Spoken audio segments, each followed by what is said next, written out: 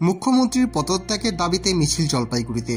শুক্রবার জেলা কংগ্রেসের ডাকে সম্প্রতি দেশের সর্বোচ্চ আদালতের রায়ে প্রায় 26,000 শিক্ষক শিক্ষিকা সহ শিক্ষাকর্মীদের চাকরি বাতিলের দায় নিয়ে রাজ্যের মুখ্যমন্ত্রী মমতা বন্দ্যোপাধ্যায়ের পদত্যাগ দাবি করল জেলা কংগ্রেস।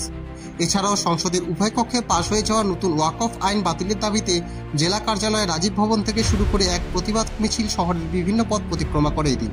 মিছিলে পা মেলান জেলা কংগ্রেস সভাপতি পিনাকি সেনগুপ্ত সহ টাউন ব্লক কংগ্রেস সভাপতি অমলান মুন্সি সহ দলীয় কর্মী সমর্থকেরা।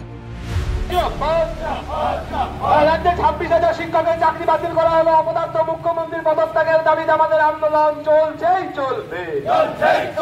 রাজ্য জুড়ে মুখ্যমন্ত্রীর পদত্যাগের দাবিতে আমাদের আন্দোলন চলছেই চলবে। বন্দে মাতরম, জাতীয় কংগ্রেস জিন্দাবাদ, জাতীয় কংগ্রেস জিন্দাবাদ।